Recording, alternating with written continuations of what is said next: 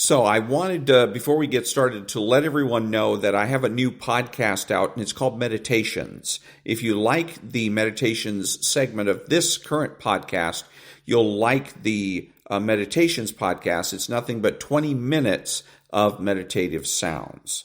And now, on with the podcast. Americans love scenery. We want to see it all, from one coast to the next, Mount Rushmore down to the Everglades. So hop into a Chevy Malibu and take the scenic route. It's the car you knew America could build. There's a place where people count on friendships they can trace back generations, where they can count on the same stool at the coffee shop waiting for them every morning. This place is called Glen Ellen, and you can find it in every bottle of Glen Ellen wine. This is craft brewed Herman Joseph's, the smoothest, easiest drinking specialty beer in the entire solar system. And I believe you'll find drinkable in the dictionary right after don't order a beer you can't drink. Zoingo! Boingo! The freestyle pogo with more boing, more bounce. Bounce further, bounce higher with Zoingo Boingo. To see what makes Arrowhead Mountain Spring water different from those other waters, you have to go back to the source. And with Arrowhead, that means going back a little farther and longer than most. Between security challenged and security strengthened, there's one important word: how. And it is the how that makes all the difference to our nation and our world. Lockheed Martin. We never forget who we're working for. What makes Kraft Singles so good? 2 out of every 3 kids don't get the recommended amount of calcium. But with Kraft Singles, they get a good source of calcium and the taste they love. Kraft Singles. Magic every single time. Throw boring overboard with a new real meal from Long John Silver's. A meal worthy of a plate, just $4.99. Only at Long John Silver's. We may not all be geniuses, but we can all do something smart. Introducing the Hyundai 199 Sonata Lease. It's a smart deal on a really smart car.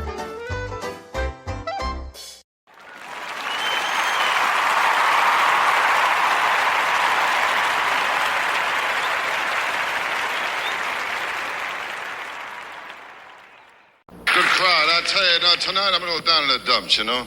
This afternoon my wife cracked up the car again. I was out driving her. She told me she was going to make a U-turn. I'll tell you, the letter she made, you'll never find any out there.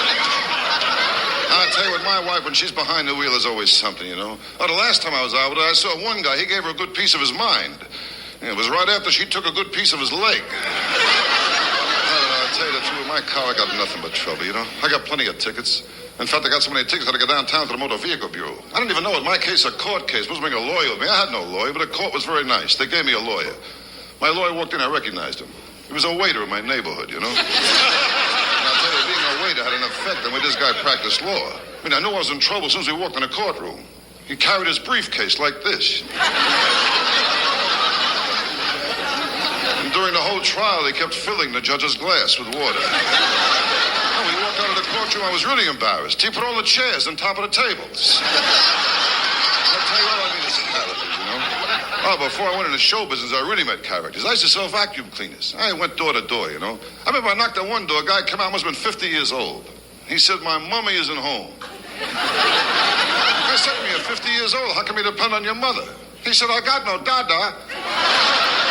Give me the great crowd. They're drumming again. I'm always around. Okay, you're beautiful people.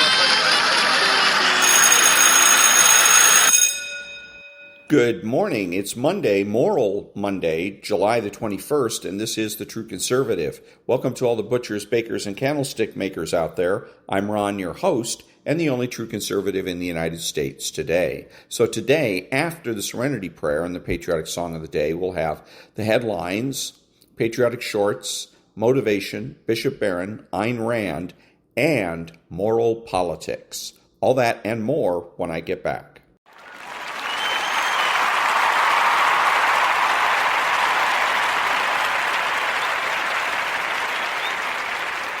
God, grant me the serenity to accept the things I should not change, the courage to change the things I should, and the wisdom to know the difference.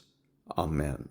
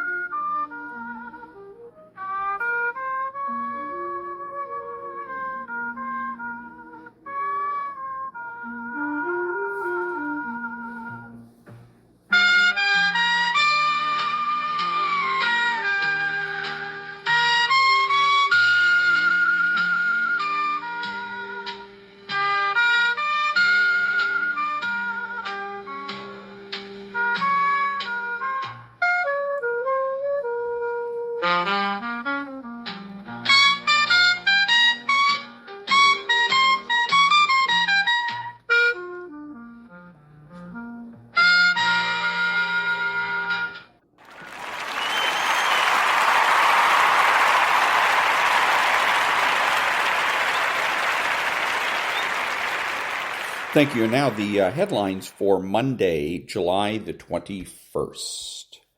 A Greenland shark born in 1620 is still alive 4 centuries later. This shark was alive when Shakespeare walked the earth. Tables turn as House GOP blasts Democrats for suddenly demanding Epstein transparency from Trump administration. DOJ announces they have arrested man responsible for creating Microsoft OneDrive. President Trump is calling for the restoration of the names of the Washington Redskins and the Cleveland Indians. Declassified records show Obama lied to Americans, sabotage transition of power. Tulsi Gabbard releases documents unearthing Obama-era plot against Trump. Humans landed on the moon for the first time 56 years ago today. And those are the headlines for Monday, July the 21st. Back in a minute.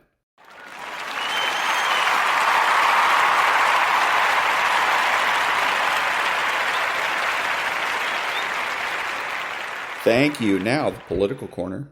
Jasmine Crockett went on a 20-minute rant about not being informed about the strikes on Iran and how devastated that she was, and that she even shedded a tear or two. I would trust Jasmine Crockett, AOC, Chuck Schumer, Elizabeth Warren, with highly sensitive military intelligence like a strike in Iran, about as much as I would trust Casey Anthony babysitting my children. I'm not going to share her rant because for whatever reason, TikTok keeps on dinging and disqualifying all of my videos for unoriginal content anytime I share a video or a picture. So here's what I will tell you about this horrible 20-minute rant. In the first 38 seconds of the video, she refers to the President of the United States as the mofo up in the White House. It's one of the most highly unintelligent videos from a congressional representative that you might see on the internet this week. Maybe not. That's giving the Democratic Party way too much latitude. I find it interesting, though, that she only shedded a tear or two. I guess her empathy really doesn't go that deep, and it was just for the camera. And that was the political corner. Back in a minute.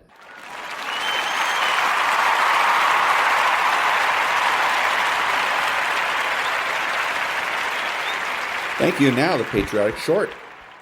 Hickok 45 here. Armed in 1917. Smith & Wesson, model 1917. Yeah, 45 ACP. Let's shoot the garbage can. And then that plate. Boom. Model 1917. Shot low, I bet.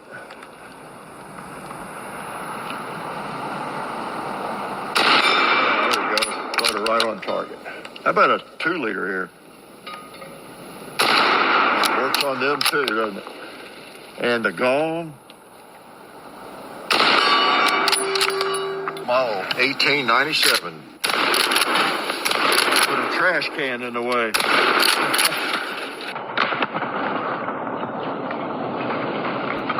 And that was the patriotic short. Back in a minute.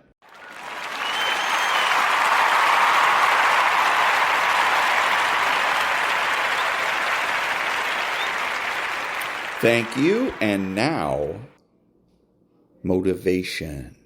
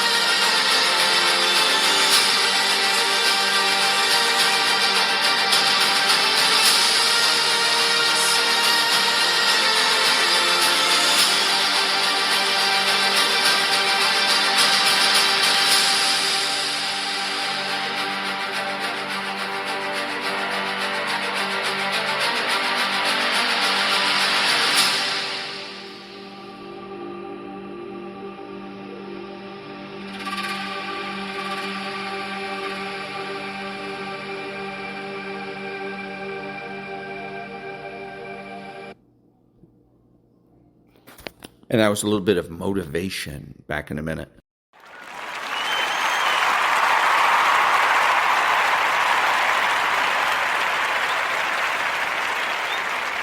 Thank you. Now a little bit of meditation.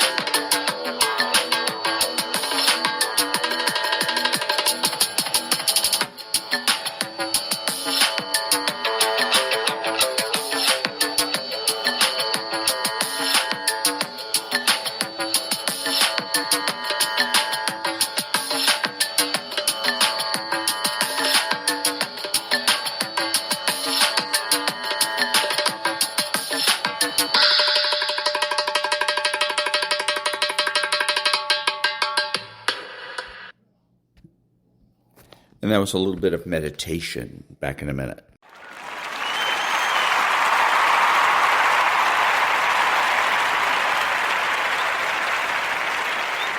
Thank you, and now the Daily Stoic. Frenemies.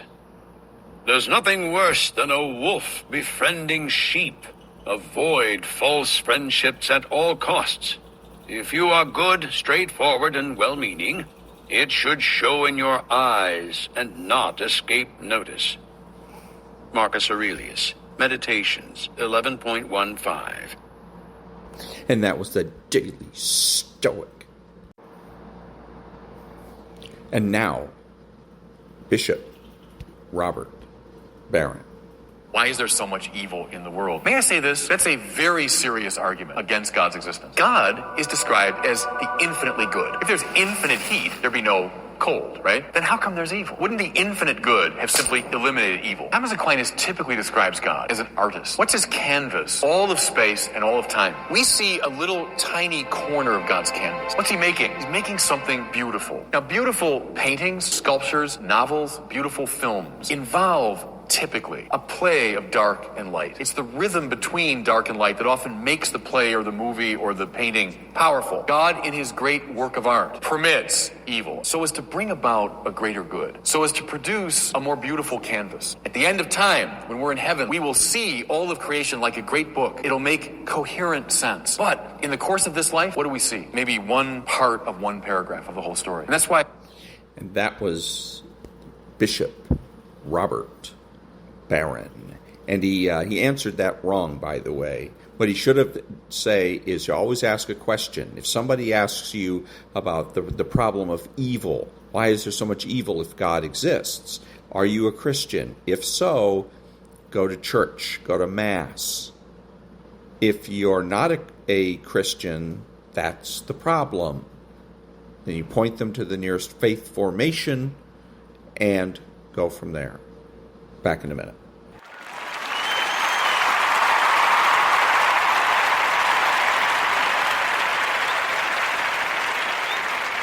Thank you. And now, psychopathy.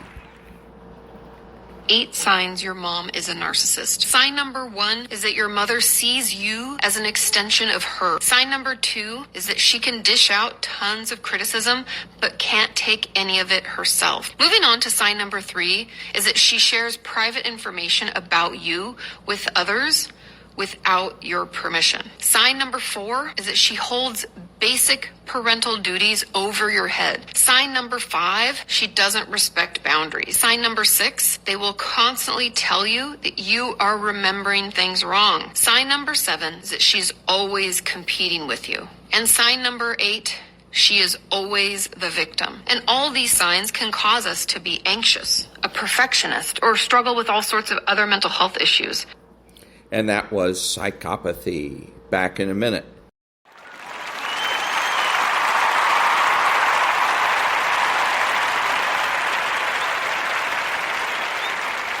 Thank you. And now, a little bit of Maria and then Stu. United States, and they are, to her point, the biggest partner that we have. Under that, Canada and Mexico, which you've also got. It feels like a lot of countries are playing a lot nicer, right? And we did see the dollar, even though we saw a quick rally over the weekend with the dollar index up a little bit, we have been progressively getting lower on the dollar index. So I am looking international. I think like South Korea, as we unplug out of China, South Africa, India, Mexico, Argentina. I think that it's a heavier weight in your portfolio internationally than it's been probably in 20 years. I think I'd look into that. Even the boring sectors, like XLU's up 4% over the past 6 months, the same as the S&P, with the call over AI, maybe lower interest rates. I think a stock market, generally speaking, the pathway's higher. I think Netflix told you a little bit about tech stocks, even though tech earnings, I think, are going to come in really good. You saw the sell-off in Netflix about 4% after their earnings report just because it rallies so hard. So I'd look underneath the hood, equal weight index, RSP, something like that to look underneath the hood for those earnings reports. Yeah, well, certainly, I mean, again, as we look at the first 6 months of the Trump administration, it is amazing. You've got new records for the S&P and the NASDAQ. Yep. You've got these trade deals that are in process. Secretary Ludnick saying yesterday morning that August 1st is the hard deadline. But he also made, I thought, a really interesting comment. He goes, look, if countries still want to talk to us, we will talk to you. Right. And it continues. All right, Liz Peek, Luke Lloyd, thank you so much. Varney and Company is up next. And Mr. Stuart Varney, good morning, sir. Good morning, Cheryl. Hey, good morning, everyone. The president has celebrated his 6 months in office. It is triumphant Trump. He's posted a long list of big wins, and he's done it all very quickly. The border is closed. The big, beautiful bill is signed. So is crypto legislation. Tariffs have produced over $100 billion in revenue. Iran's nuclear facilities destroyed. And the markets are at all-time highs. There has been some pullback in support for his deportation program, but the Democrats simply cannot match Trump's wins. Investors like what they see. Stocks are at or close to record highs. Modest gains this Monday morning. The Dow up maybe 70. Minor gains for the S&P and the Nasdaq. This week, big tech stocks reporting. They better not disappoint. Tesla and Google go first on Wednesday, both of them up in advance of the official numbers. Interest rates lower. The 10-year Treasury is below 4.4%. You're looking at 4.37. And the 2-year is well below 3.9. It's at 3.86. Bitcoin, here's the quote, 118.2. However, the real action in cryptos is in Ethereum, up again, 3,812, etc., etc. That's how they market. Ethereum up again. We'll investigate why. Oil, $67 a barrel. Regular gasoline averages $3.14 nationwide, but in California, you lucky people will have to pay $4.49 for regular.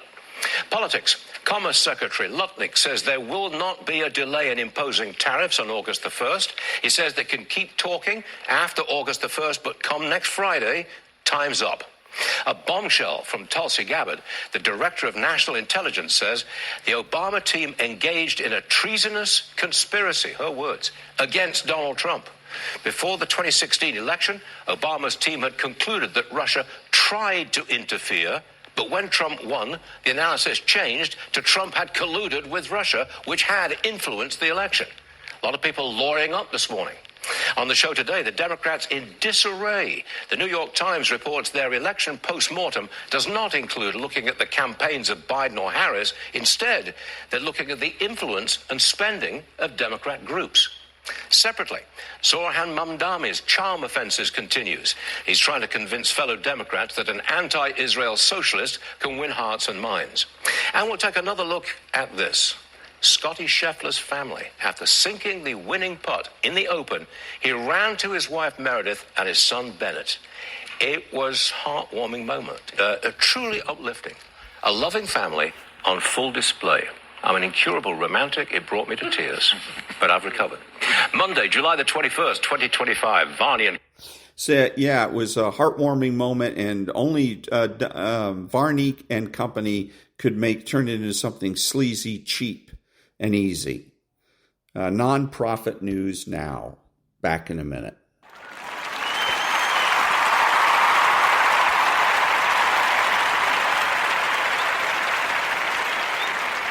Thank you. And now from a book that's called Good Inside. What's the opposite of understanding? For this argument's sake, it's convincing. Convincing is the attempt to prove a singular reality, to prove that only one thing is true. Convincing is an attempt to be right, and as a result make the other person wrong. It rests on the assumption that there's only one correct viewpoint. And then my question is this supposed to be convincing? Further, convincing has one goal in mind, being right. And here's the unfortunate consequence of being right. The other person feels unseen and unheard, at which point most people become infuriated and combative, because it feels as if the other person does not accept your realness or worth. Feeling unseen and unheard makes connection impossible. Understanding two things are true and convincing one thing is true are diametrically opposed ways of approaching other people, so a powerful first step in any interaction is to notice which mode you're in. When you're in one thing is true mode, you're judgmental of and reactive to someone else's experience because it feels like an assault on your own truth. As a result, you will seek to prove your own point of view, which in turn makes the other person defensive because they need to uphold the realness of their experience. In one thing is true mode, exchanges escalate quickly. Each person thinks they're arguing about the content of the conversation when in fact they're trying to defend that they are a real, worthy person with a real, truthful experience. And again, is this convincing? Back in a minute.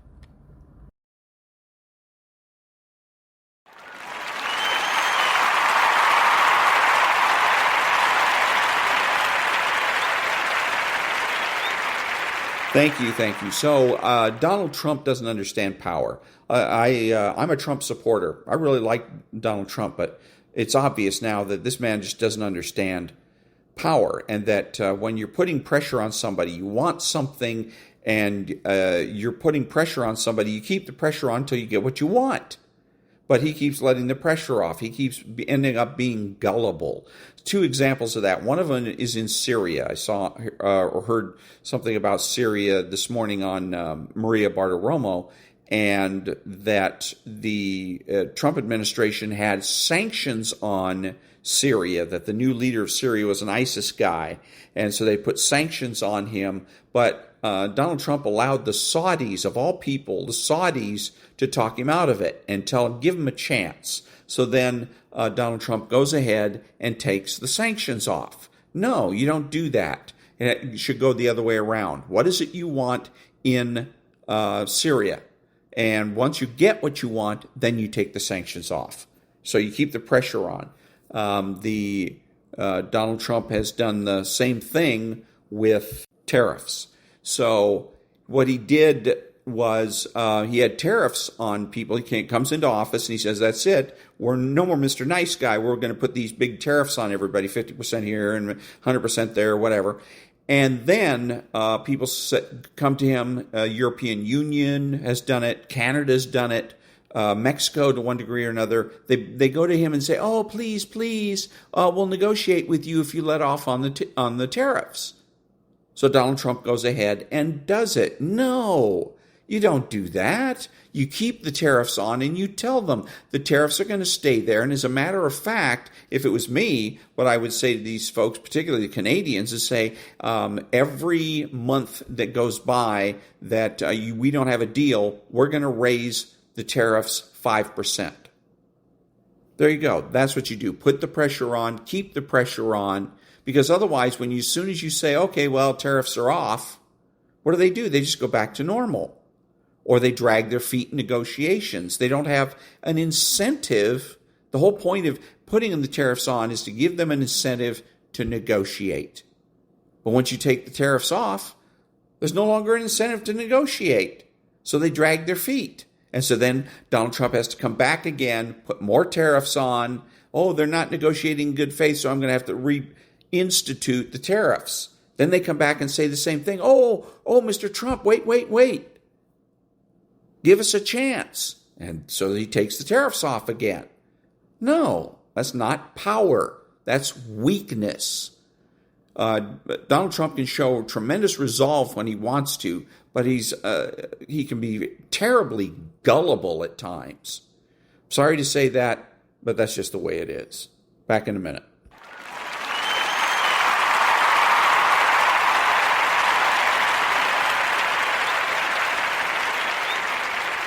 Thank you. And now, what does the phrase, if you're explaining you're losing, mean in debates? This was said by Ronald Reagan, speaking of political campaigns. From the perspective of your audience, if you have to explain yourself, you come off looking desperate to convince. As a consequence, you lose the high ground. From a more philosophical perspective, when you have a clear conscience and strong conviction towards the positions you take, your values, truth, and direction, you don't need the opinions or consent of others.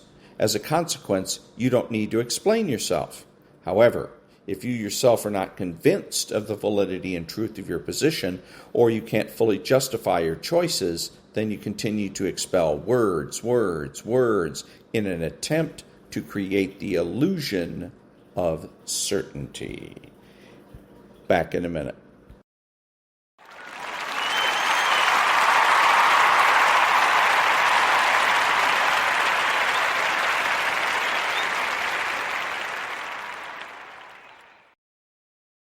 Thank you. And now another article from the American Thinker, Where's the Reckoning by Brian Jundev. And you can tell just from the title of this that it's going to be another whiny complaint.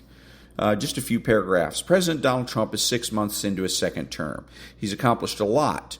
He used President Obama's approach of a pen and a phone to revoke numerous Biden auto pen signed rules and regulations through executive order, and he pushed the big, beautiful bill into law.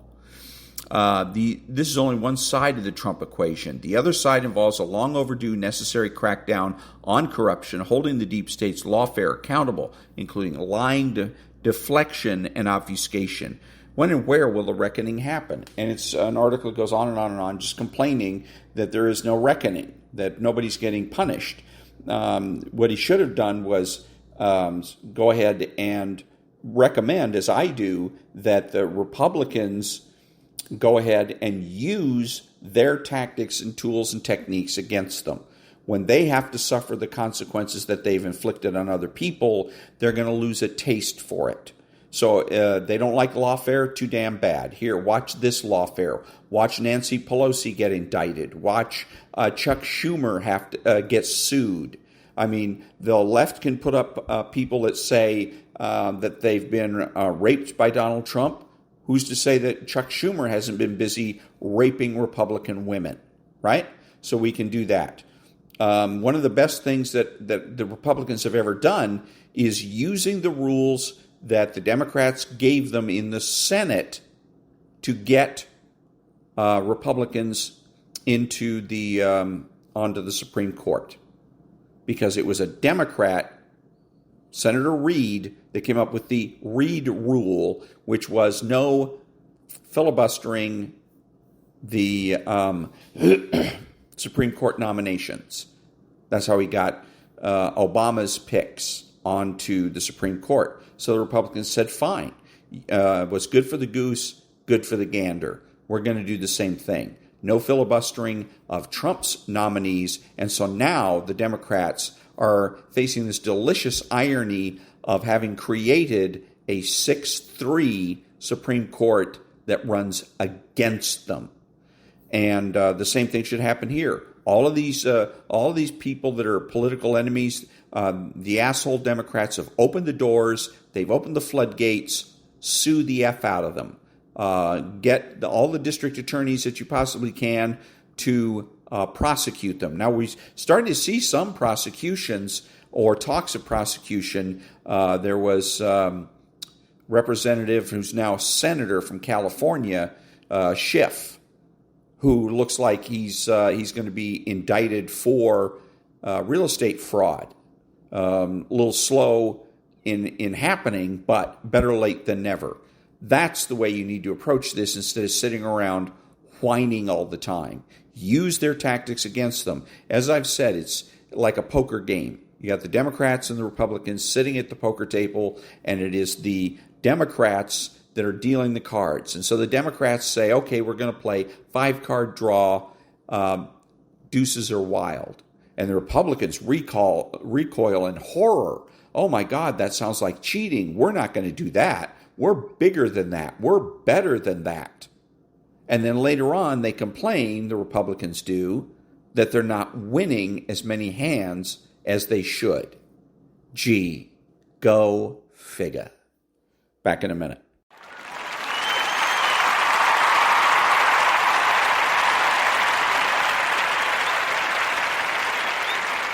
Thank you. Now the preamble to the Declaration of Independence. We hold these truths to be self-evident, that all men are created equal, that they are endowed by their Creator with certain unalienable rights, that among these are life, liberty, and the pursuit of happiness, that to secure these rights, governments are instituted among men, deriving their just powers from the consent of the governed, that whenever any form of government becomes destructive of these ends, it is the right of the people to alter or to abolish it, and to institute new government, laying its foundation on such principles and organizing its powers in such form as to them shall seem most likely to affect their safety and happiness. Back in a minute.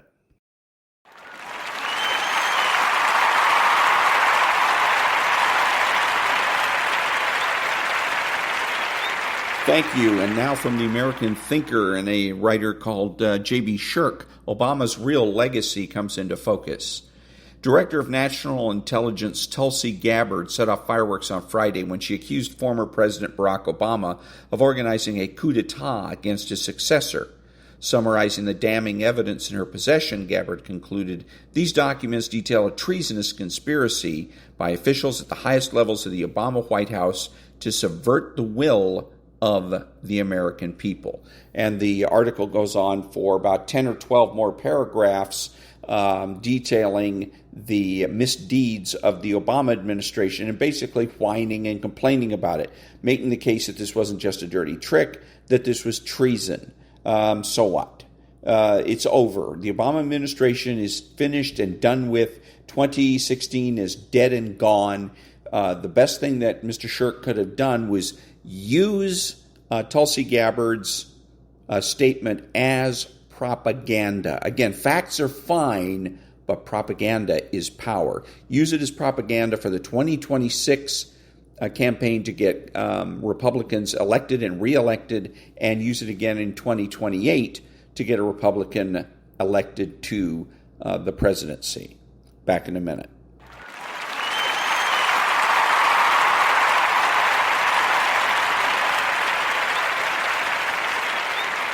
Thank you. And now from the American Thinker, an article by Robert Smith, J. Robert Smith, as a matter of fact. If Mamdani sinks the Democrats, so what? What's wrong with New Yorkers electing Zohran Mamdani mayor? Seriously. He's a socialist, isn't he? He'll wreck New York City, you say. But didn't that process start with Bill de Blasio? Do you think that process ends electing Andrew Cuomo or Eric Adams? Perennial candidate Curtis Lee was a savior? Hasn't socialism been the road Democrats have been traveling for decades? When Mamdani's socialist experiment crashes and burns, maybe it'll persuade New Yorkers to abandon Democrats. Maybe independents decide to swing Republican. JFK-style liberals began vanishing after Kennedy's assassination. Mamdani's election would make it obvious what should be obvious. Liberalism, progressivism, call it whatever, is a ruse. The Democrat Party tilts full left. Trends are making it more so.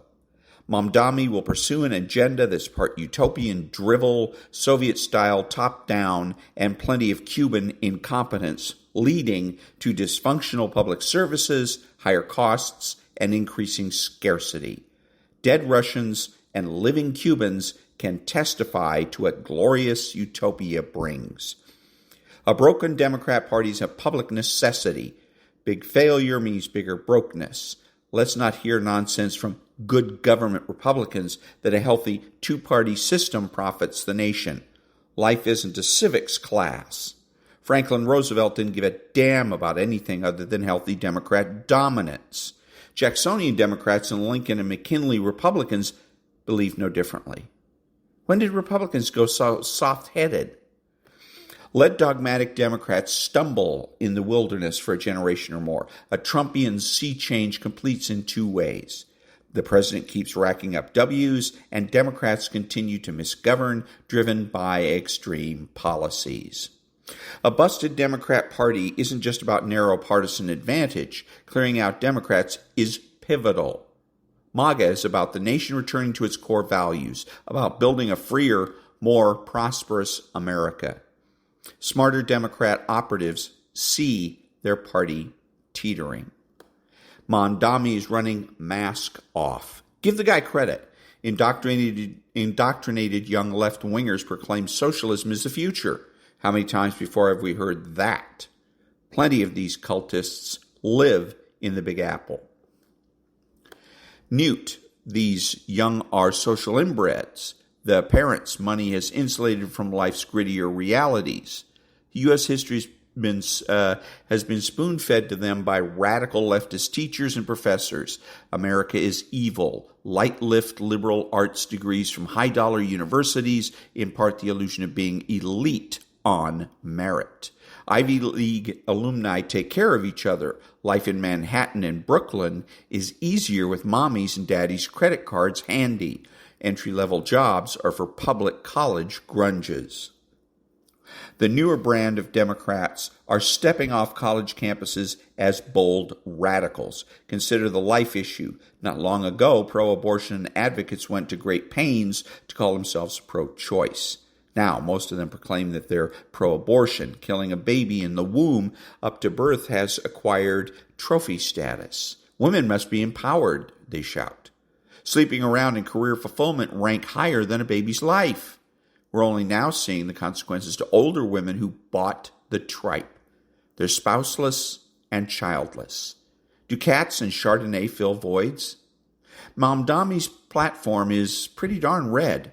The redder the platform, the greater the disaster in the offing. That's good, because an epic implosion is needed.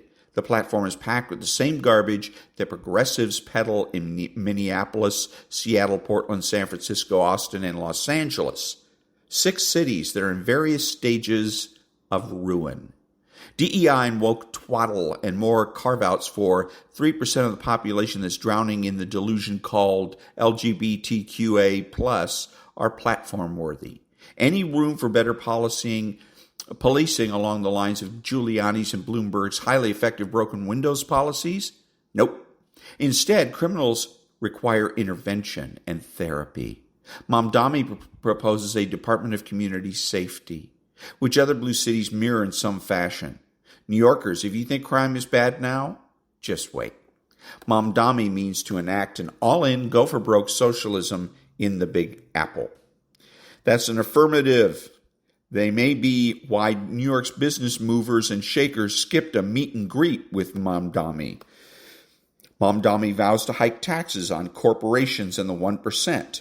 Wait for the deafening sound of money rushing out of NYC next year. Governors Greg Abbott and Ron DeSantis must be licking their chops. And I wanted to interject something real quick. It says he wants to hike taxes on corporations in the 1%, but he's not going to. He's going to leave out his buddies. The law firms, big law firms, will pay no extra taxes.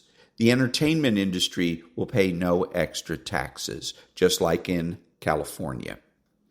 Back to the story. The Big Apple's headed for a hell of a rough ride if polls are true. That's too bad for New Yorkers who have no easy exit, but Mamdami's election and the city's subsequent fall will provide a searing lesson for voters everywhere. Not only is socialism a pox, but Democrats are the carriers. Mamdami's election might spark a chain reaction. Blue state and city elected leaders will probably try to out-socialist Mamdami. Then, as havoc spreads, watch the out-migrations accelerate. People will be tripping over themselves to flee dysfunctional communities. Let's hope that migrants leave their politics behind. Whatever. Independent voters matter more. Working folk and middle-class wage earners are in tune with Trump's policies. Hispanics increasingly so, and some blacks. Democrats, mired in the La Brea tar pits of socialist dogma and mucking up everything, coupled with more Trump victories, are the recipe for a new majority dedicated to, you guessed it, making America great again. About the Big Apple, Frank Sinatra once crooned, "If I can make it there, I'll make it anywhere. It's up to you, New York, New York." It certainly is up to you, New York, New York. More about how you survive Mamdami. Good luck with that. And again, that was an article by J. Robert Smith about the Mamdami getting elected mayor. And basically the attitude is, if it destroys the Democrat Party, so what? Back in a minute.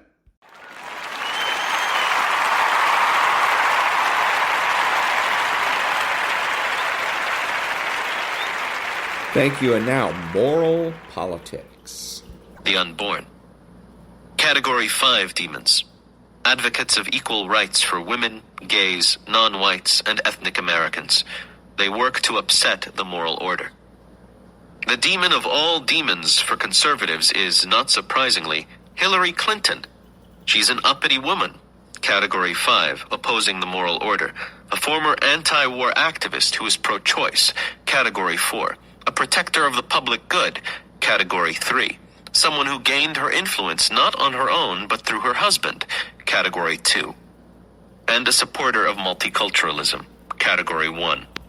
It would be hard for the conservatives to invent a better demon of all demons. These categories are extremely stable, and they resist efforts at change. Secretary of Labor Robert Reich found this out shortly after the 1994 elections, when he sought to recategorize the best model citizens of all, large, successful corporations and the people who run them. Reich attempted to use the conservative demonization of welfare recipients against the conservative conception of model citizens. He attacked big corporations and the ultra-rich for being recipients of corporate welfare. Reich pointed out that large corporations owned by the ultra-rich receive from the government huge amounts of money that they do not earn. Money from inordinately cheap grazing rights, mineral and timber rights, infrastructure development that supports their businesses, agricultural price supports, and hundreds of other kinds of enormous government largesse that comes out of the taxpayer's pocketbook, an amount far exceeding the cost of social programs. If the government eliminated corporate welfare, Reich argued, then it could easily afford social programs to help the poor. Reich's attempt to turn the conservatives' model citizens into conservative demons was doomed to failure, and it fell flat immediately. The reason is clear. The status of successful corporations and the ultra-rich as model citizens has become conventionalized, fixed in the conservative mind. They are icons, standard examples to conservatives of what model citizens are. Moreover, they do not fit the stereotype of welfare recipients. They are seen as self-disciplined, energetic, competent, and resourceful rather than self-indulgent, lazy, unskilled, and hapless. Reich's attempt to call attention to the enormous unearned largesse bestowed by the government on big corporations failed because he did not really understand the conservative worldview and the cognitive structure underlying American politics. The conservative heroes and demons are what they are for the deepest of reasons, because conservatism rests on a widespread, deeply entrenched, family-based moral system. You don't change that with a single speech. Liberal model citizens. Liberals have a very different notion of a model citizen, again, generated by liberal moral categories. The ideal liberal citizen is socially responsible and fits as many of the liberal moral categories as possible. The model liberal citizen, 1, is empathetic. 2, helps the disadvantaged. 3, protects those who need protection. 4, promotes and exemplifies fulfillment in life. And 5, takes care of himself so he can do all this. Model liberal citizens are those who live a socially responsible life. They include socially responsible professionals, environmental, consumer, and minority rights advocates, union organizers among impoverished and badly treated workers, doctors and social workers who devote their lives to helping the poor and the elderly, peace advocates, educators, artists, and those in the healing professions. Interestingly, there does not seem to be any identifiable type in American life that is a model citizen in all of these ways. There have certainly been individuals who have been models in one or another of these ways. Example, Martin Luther King Jr., Franklin and Eleanor Roosevelt, John and Robert Kennedy, and for many, Hillary Clinton. Liberal demons. There is, of course, as rich a liberal demonology as there is a conservative one. Those who violate categories 1 to 5 are the monsters of society. Category 1 demons. The mean-spirited, selfish, and unfair.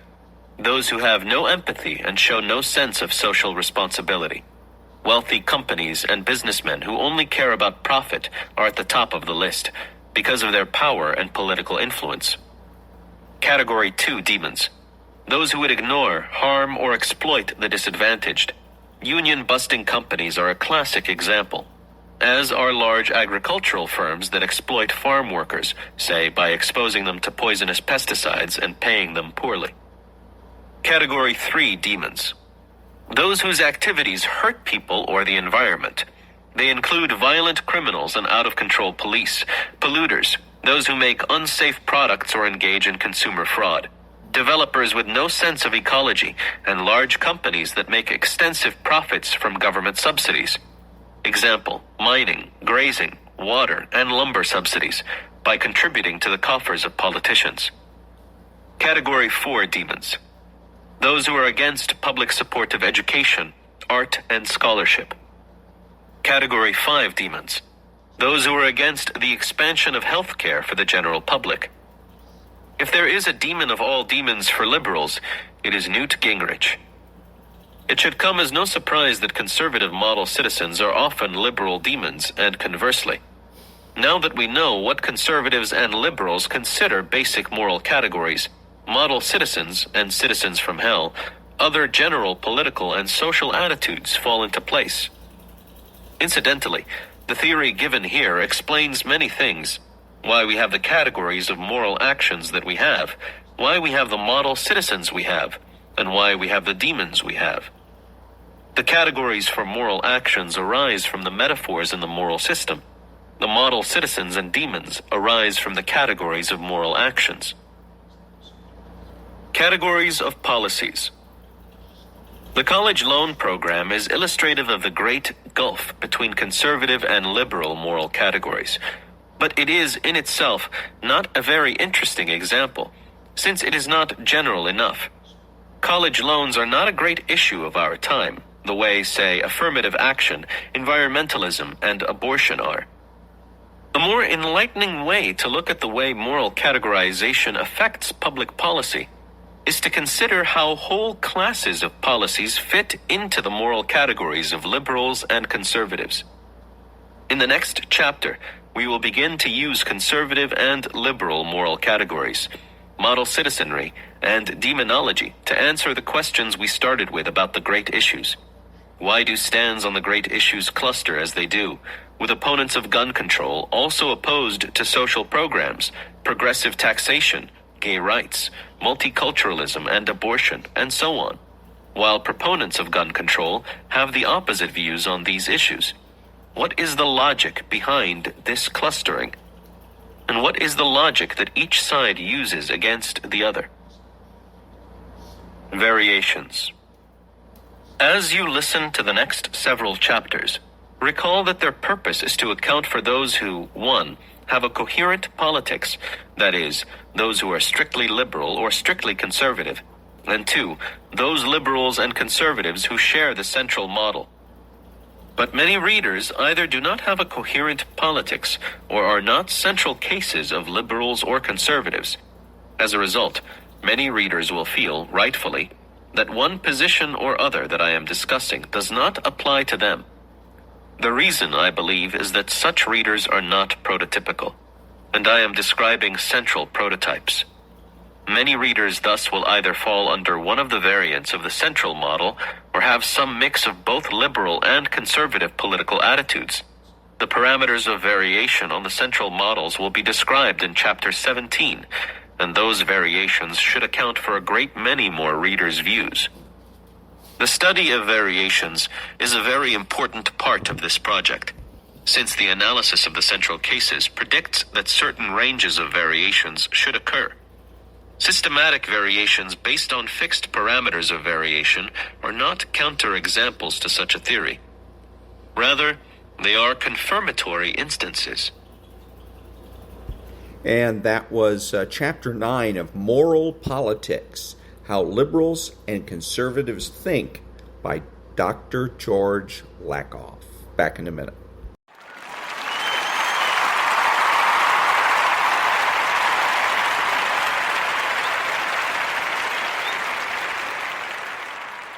Thank you. This is Ron, your host and the only true conservative in the United States. Today, bidding adios to all the butchers, bakers, and candlestick makers out there and reminding you that atheism doesn't exist.